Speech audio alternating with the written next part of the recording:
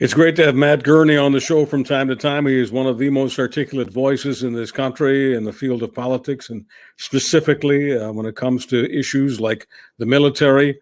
The military is what everyone is discussing these days because of the Middle East. Matt Gurney, along with Jen Gerson, is a founder of The Line, which is a terrific Substack, and it's also a very, very well-rated, highly rated podcast. It's called The Line, Line. Matt Gurney, welcome back to the Charles Adler Show.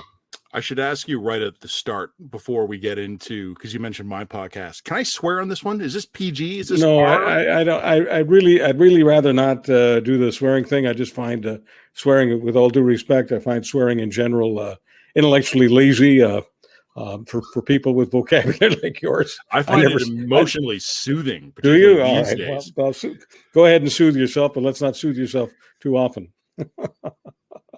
Well, I'll refrain for the next half hour. How about that? All right. So you wanted to say something about The Line, no doubt.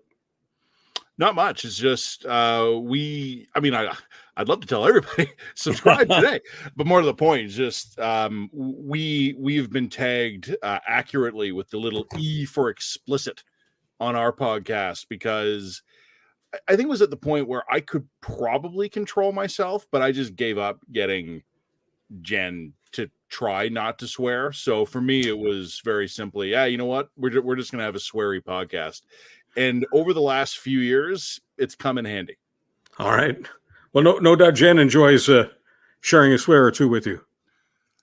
Or two, yeah. Or two, and up. All right. Well, actually, before we get to things like the Middle East and its effect on many countries, including our own, why is there generally more swearing in media these days, or social media? Is it simply because there's no fear of the CRTC, or is there something else going on in society that requires the outlet of swearing? I just think it's a generational thing. I think young people swear more than older people, and there's a generational switch going on where the guys and girls who would have been more the old school, never swear, do it as Barbara Frum would have done on the CBC. They're just fading out, and now you've got a generation that's come up in an era of Howard Stern and Sirius XM with different editorial standards, and a culture that just seems saltier to me. And I think some of that trickles through. I don't read much into it. I get emails occasionally from people saying, "Why is there swearing in your podcasts?" And I said, because I thought that was the best word in the moment to express the depth of my feeling. All right. Well, I swear like a trooper off the air, off podcast, off public, whatever. But I guess I was raised old school. You mentioned Barbara Frum, one of my intellectual mentors. Often the question in my head is, what would Barbara do? And Barbara probably wouldn't swear. But I guess it doesn't matter. That was then. This is now. So let's go forward. There is an aspect of what's going on in the Middle East right now, which is having a deleterious effect in Canada, specifically on certain communities, and even more specifically the Jewish community. I understand the Muslim community is also vulnerable here, but it seems that some of the massive demonstrations that have been taking place have generally spewed anti-Semitism. One can play games with this whole anti-Zionism is not anti-Semitism, but in this case, the word Jew is heard often, and Jewish shops are clearly being targeted. So I just don't want to waste time on this business of, aren't they really only being anti-Zion? I don't want to be silly about this. I'm having a hard time these days separating the genuinely stupid from the conveniently stupid, and it's exactly to your point, where if someone is going to seriously tell me, I'll rephrase that. If someone's going to sincerely tell me, we'll leave open how serious it is. But if someone wants to actually tell me that a Jewish-owned restaurant is the appropriate venue to demonstrate your concern about the humanitarian situation in Gaza, I will accept you at your word, and I will conclude from that you're an idiot. And I won't know if you're genuinely an idiot, or I won't know if you find it convenient in that particular moment to pretend that you are incapable of understanding the difference between these Israel Defense Forces and the Landwehr Cafe in Toronto, where I had lunch today, and it was excellent. If you either cannot tell the difference between those two things, or for whatever personal, professional, ideological reason, pretend you can't, then I am going to treat you like pond scum, or at least the IQ version of that. And I'm not going to hesitate. And I have a rule that I'm finding it. See, I'd really like to swear in this particular moment, but yes, I can tell. I can tell you're just millimeters away from a swear. I have a rule that I am doing my best to adhere to, which is that I don't debate the Middle East. I don't argue about the Middle East. I don't try to change any minds. I will accept everyone at their word. And I will simply say that we live in an era where everyone's word, very much including my own, there will be records of the positions we take. And whether it's you and I, John, on a podcast, or Fred Hahn of CUPE deciding to go out and celebrate the glorious rape resistance, we should all be taken at face value. And I look forward to all of us in the years to come standing behind the positions we take in the weeks and months to come. Matt, I don't pretend that you speak for progressives, but I can't for the life of me understand how anyone can see themselves as progressive when they're spewing Jew hatred. So help me understand why many progressives, for whatever reason, they're against homophobia, transphobia, racism, you name it. But for some reason, they give anti-Semitism a pass. I'm not suggesting all progressives do, but a significant number have in recent days. Why? Because they don't mean it. I'd love to chew the fat on this one with you and kick it around a while, but I think sometimes you got to go to basic principles here. What we're seeing here is the fact that the unequivocal beliefs of many within the progressive coalition, not all of them, I agree with you. There has been some actual moral clarity from certain people, and I value it.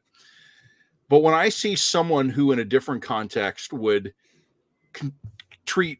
believe women as a mantra and a test for one's decency as a human being, deny the evidence of mass rape during the pogrom 2 weeks ago, you're telling on yourself. And as I said before, I'm not going to argue with you. I'm not going to show you pictures or medical examiner testimony or eyewitness testimony. I'm going to thank you for your time. And I'm going to thank you for the honesty that you have shown me in telling me what you really are. And I will give you the reciprocal courtesy of taking you at your word. And, I was thinking about this today. Thinking about this at some length today. I probably should have been doing anything else, but I was sitting in my living room, my dog in my lap, and I was thinking about how we need a society-wide truce where we're going to agree whether or not the worst elements do or do not tarnish a social movement. And I want to meet the apparently incredibly rare Canadian who thinks that what happened in Ottawa with the convoy early last year was not represented by a guy with a Confederate flag, and who also thinks the guys outside the windows of the Jewish-owned restaurant in Toronto do not represent the protest movement in general. Because it seems to me a whole lot of people believe one of those things is true, but never the other. And I think we need a society-wide truce on this one. For no other reason that would make you're not talking to you, but like if you were one of these people out there who thinks one of those things was bad and the other is an exception, your life would be easier. You would have more time and energy to devote to your own personal enrichment and spiritual fulfillment if you would just stick to an intellectually coherent standard that made the slightest bit of sense. So one of the things that hurt my heart more than anything when October 7th happened, as you call it, the pogrom, for people who don't understand the term pogrom, P-O-G-R-O-M. It is a connection to what happened in Russia in the 19th century. For those who remember the movie or the play Fiddler on the Roof, it was about the persecution of Jews and the massacre of many Jews in Russia. It's one of the reasons why so many Russian Jews tried their best to get to Britain, to Canada, to the United States, to get out of Russia. And so the massacre of Jews in Israel is being known by many, including Matt Gurney, who has written in the National Post, and many other newspapers and has been on radio stations coast to coast, and is now the host of The Line. Matt Gurney, among others, is calling it a pogrom. But one of the things that hurt my heart the most is knowing full well that this would result in a huge counteroffensive from the Israelis in Gaza. And for weeks and weeks and weeks, what we would be hearing is that the Jews have it out for the Palestinians, that the Jews hate the Palestinians, that the Jews are massacring innocent Palestinians. Was that on your mind at all a little more than 2 weeks ago when October 7th happened? Almost instantaneously, and never not for a moment since. And it's difficult to believe, and I don't want to speak for you, obviously, but it's difficult to believe that for all the nonsense about how Hamas represents the Palestinians, Hamas didn't 100% want what's happening right now in Gaza to be happening. It's impossible to believe that Hamas didn't know that this was a cold-blooded attempt to trigger Israel to do in Gaza what it's done before, but to do it in spades. I think I agree entirely, every word of that. And I think, last week, we're recording this the week after there was an explosion at a hospital in Gaza. And that explosion was quickly attributed by what was politely referred to in Western media sources as the Gazan Health Ministry, or as I prefer to refer to it as branch of Hamas, because Hamas is the government in the Gaza Strip. That explosion was attributed to an Israeli airstrike. And international organizations, Doctors Without Borders, the New York Times, others, ran with that. They accepted that at face value. And the people who did that aren't stupid. They've got egg on their face now, but they're not stupid people. What their problem is that they have a bias. We all do. I try to be aware of mine. I do not deny that mine exist. But I think the events of October 7th took a lot of people who are not natural ideological allies of Israel. And it forced them into the uncomfortable position of thinking, yeah, you know what? The Israelis got a point this time. That what has happened here is so outside the norm of civilized behavior. It was so outrageous that any nation will respond with military force to rebalance the security situation so that can never happen again. And I think for about 10 days, people all over the world were stewing in the fact that they were uncomfortable, publicly or privately, being on Israel's side. And the opportunity came along for those people to be like, aha, Israel's the bad guy again. They blew up a hospital, and they couldn't accept it fast enough. From New York Times headline writers to Doctors Without Borders to a few members of the government. I grant that the prime minister was careful in his language, but not everyone was. They were palpably relieved to have something to be mad at Israel about again. And like I said, a lot of them got egg on their face when it turns out this was not an Israeli airstrike. That is what you mentioned to me, kind of you felt heartsick when you were seeing what was happening on October 7th.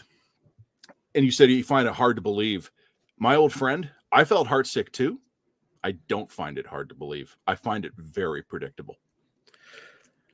This is Hamas, and Hamas wants to make Israel look as evil as possible.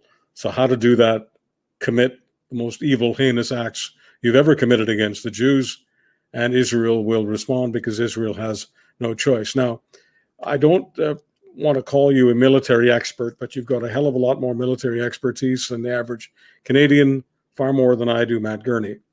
Can you explain to me whether or not there has ever been a counteroffensive in an urban guerrilla war, which is what it is in Gaza, without many civilians, innocent people, unfortunately, perishing? How does Israel fight Hamas in Gaza without killing civilians? It doesn't. There's no way to do it. It's impossible. In other recent conflicts, the Second Persian Gulf War, cities like Mosul or Fallujah, some of the civilian population was able to evacuate, and other times in places in history, for various reasons, it has been impossible for the civilians to evacuate. Sometimes because they've been effectively prevented at gunpoint by their own governments from evacuating. In Gaza, there's not really anywhere for these people to go. And I've been looking at historical ratios of MUAT, I don't know how to pronounce it, but military operations on urban terrain, those kinds of operations. If you accept that Hamas has 30 to 40,000 men under arms, and that's the number floating around, I don't have any way of verifying that, but that's just the number I've been reading. And if you look at the historical ratios of how many civilians die compared to military losses in a conflict, and if we assume that Hamas will become combat ineffective when it's lost half its force, so we're looking at 15 to 20,000 people, I could sketch out a scenario for you where we're going to see 50,000 Gazans who are innocent civilians die when that operation happens. And the really bad news, Charles, is that that is the low end. It can go a whole hell of a lot higher than that. And this is not unprecedented in human history. And I get accused sometimes, often, including in my own household, which is discouraging, of being unfeeling. It's not that I'm unfeeling. It's just that I have the misfortune of knowing stuff on an academic or an intellectual level that a lot of people don't. And a lot of people are presented with horrible things and they react viscerally and emotionally. And I understand that. When I was looking at what was happening on October 7th, a big part of me was horrified. But a big part of me was also analyzing the tactics of what I was looking at using 15 to 20 years of accumulated professional knowledge. And I was talking about this with some buddies, including one who's a doctor, a surgeon. And the doctor says to me, if I look at a gruesome wound, you'll be horrified. I'll be analyzing it. And I was glad he said that, because that's kind of how I've felt in the last few weeks. And I'm thinking about what's going to come, potentially, likely, in Gaza over the next weeks or months. And I am part terrified, because it's going to be one of the worst things I think we've ever seen. And because of smartphones, we're all going to see it in glorious high definition. But I'm also analyzing it, and I'm trying to think of what the likely range of civilian casualties is, and it runs from tens of thousands to hundreds of thousands. And that's just using broad historical comparisons and historical norms. So the question becomes, when Israel is satisfied that it has sealed up enough tunnels, that it has killed off enough of Hamas's infrastructure, when it has disabled Hamas's military wing, which is what Israel claims is its objective, to prevent October 7th from ever happening again, never again, never again. That's what this is about, according to Israel. So if Israel accomplishes those military, those strategic objectives, how does Israel ensure that Gaza is governed in the future, and the future hopefully is only a month away or only 2 months away, but hopefully not a year or 2 years away, because then your worst case scenario happens. But whenever it is that power changes hands in Gaza, and of course, first it'll change hands from Hamas to Israel. Israel needs to do some sort of handoff. Who does Israel hand off to? Who can Israel trust in Gaza? No one. I think my gut feeling is they're going to smash Hamas flat, incidentally, smash a whole lot of the rest of Gaza flat. I think they're going to leave. I think they're just going to pull back out. They're going to create some kind of free fire Berlin Wall style barrier around Gaza. And they're going to do a better job of it this time, because that's what they thought they had 3 weeks ago, and they didn't. And they're going to, I hate to borrow a phrase from recent U.S. politics, but they're going to build a wall. And I think they're going to leave it up to the Gazans to figure it out. And you've probably heard the really brutal saying that's floating around, the different variations of it, but it's cut the grass or mow the lawn. And it's this cynical shorthand used by some Western military analysts and observers to describe Western military operations in the Middle East. Every so often, you go in, you cut the grass, and you whack things down to a manageable level, and then you leave, and then it all comes back up, and then you go in and you mow the lawn again. Israel's going to mow the lawn. And I'm thinking about this. I mean, do you hand it over to the Palestinian Authority in the West Bank? I don't think the Palestinians in the West Bank are going to do the Israelis any favor by being complicit in this. Like, they're not going to want to be seen to be collaborators. I also don't know if the Fatah group in West Bank would have the hearts and minds of Gaza. Do you hand it over to the United Nations? I mean, to ask the question is to answer it. I mean, no. there are Rotary clubs in my neighborhood better organized than the UN. Right, but Matt, if you don't hand it off to someone, whether it's to an international agency like the United Nations that would then hand it off to something like the authority in the West Bank, if that doesn't take place, anarchy is what happens, right? Because power abhors a vacuum. So you get anarchy, and then you get various groups, including remnants of Hamas or remnants of Islamic Jihad, remnants of organizations that we've never heard of. But the point is that in a situation like that, you've got a civil war going on, and you have to honestly ask yourself the question, we've got to brace ourselves. As bad as all of this is, how bad would it be if it was a civil war, Palestinian on Palestinian, especially when it comes to food, water, you name it. I mean, I just can't even imagine, no matter how bad this is, a civil war, as in the case of all civil wars, would be even worse. You sure you don't want to swear? It's your mind, it's your mouth. No, I mean, I'm going to behave. I was offering you the chance to finish that sentence. I want to, but I'm obviously restraining myself because of, let's call it the Barbara Frum rule. That the sentence you just laid out there of what is a plausible scenario that will unfold in Gaza, that sentence would be in no way harmed and arguably enhanced by a good, short, sharp F-bomb at the end of it, because I don't disagree with a word of it. I mean, like, let's just run down the list here. There is no natural successor to Hamas in Gaza. There's no government in exile. There's no large secular civil society organization. There aren't like some guys at universities in Washington and London like we dropped to such notable success in as the Afghan government after 9/11. There's no version of that. Fatah exists in the West Bank. I would be, hey, look, I don't know, maybe they can be induced to it, but I don't think they're going to be in any hurry. The Arab world has never cared about the Palestinians. They're a convenient heat shield for domestic political criticism, but we hear so much about the blockade of Gaza, but we don't hear that much about Egypt being a participant in the blockade. The Egyptians aren't going to welcome a huge number of Palestinian refugees, and they have absolutely no desire to administer Gaza. I mean, I think the Israelis would love it if Egypt rolled in and took it over, either as an occupied area or annexed it.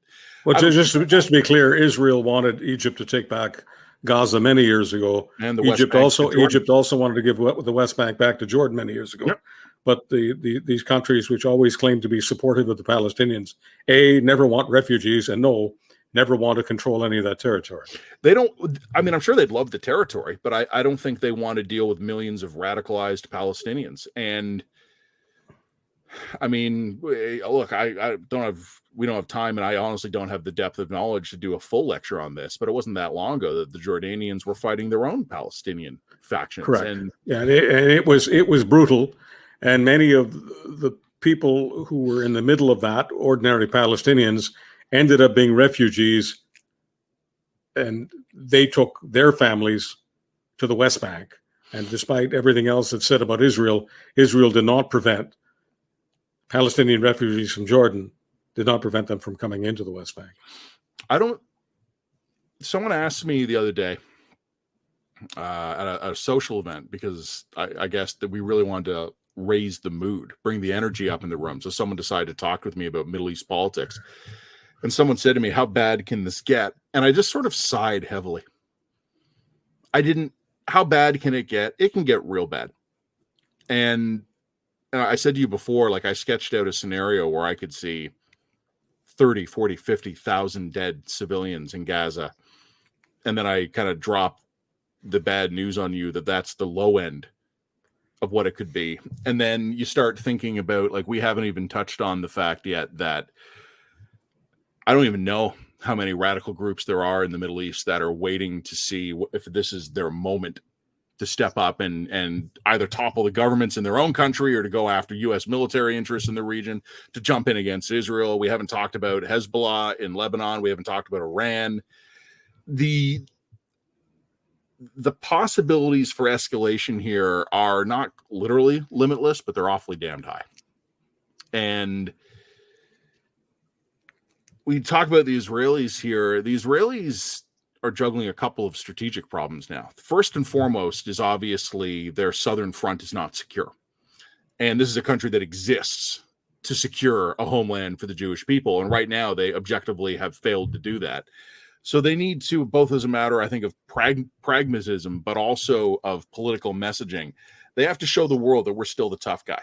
You caught us by surprise, terrible things happened, but they need to send a signal, not to Hamas. Oh, well, I mean, to Hamas, but not only to Hamas, to everybody. Don't mess with us. And look what we're capable of. But they're also in the strategic situation here where I don't think they're going to get out of this without facing fighting on multiple fronts. Like, I'm pleasantly surprised that we have not seen large spread outbreaks of violence in the West Bank. And you and I started talking at the beginning of this about the situation here on the home front. We've had a beautiful young Muslim boy in Chicago murdered based on what law enforcement has said locally was his landlord, who had been radicalized and enraged by events in the Middle East. Just on the weekend, we had a rabbi murdered in Detroit. And I want to be very careful with this. We don't know what that was yet. And the police have been saying at this time, we have nothing to say about possible motives. But even if someone hears about that and jumps to a conclusion, that's more fuel on the fire. We've had the incidents here in Toronto that we've been talking about. The ground invasion hasn't begun yet. Imagine Chicago, Detroit, Toronto, Montreal, New York, Miami, London, Paris, Berlin, Madrid. What are those cities going to be like on day 81 of the ground invasion? Our only hope is, and this is a terrible hope, but our only hope is that much of the world becomes bored with the story. Yep. We live in an era where boredom is both our enemy and our friend. And we live in an era where everyone wants to change the channel sooner rather than later. And who knows what else will be taking place. I mean, when the Ukraine-Russia thing, I'll call it a thing, people call it a war, it's well beyond that. It's the rape of Ukraine, in my opinion, and we've never had nearly enough publicity on the thousands, not hundreds, the thousands of children that Russia has kidnapped from Ukraine, and Lord knows what condition those kids are in Russia right now. But that was the big thing, and people got bored, as you know, got bored with that story. And now we've got Hamas and Israel, and who knows whether Hezbollah will jump in, who knows whether Iran will jump in, and who knows what will be happening in all of these cities. But what we also don't know is we don't know what other international conflict may be on the horizon. Because if there is one, then that will take the place of Israel versus Hamas. You want to know, because here I am really lifting everybody's mood today. I'm here with my usual smile, which can light up a room. But let me tell you something I was thinking about this weekend. COVID hit during the winter, 2020. The Ukraine invasion was February 2022. In both those cases, after a couple of months, it got nice out. And we had barbecues and parks and sunshine and vitamin D. And we could see friends again. Even during COVID, we had to meet outside, but we could see them again. A natural lifting of the human spirit was built in by orbital dynamics because we zip around the sun and we're off axis. Our little cute little planet is not 100% on axis, and we have seasons, and good weather was coming. This war in Gaza is starting in the fall, and we are many, many, many months away from the pause and the natural enforced change of routine of a Canadian summer. We're going to pause our continuing dialogue with Matt Gurney right here. Matt, thank you very much for this. Good luck with the line, with your show on Sirius XM, with your columns, with everything that you do. Thank you very much. Gonna go have a cup of tea. God help us all.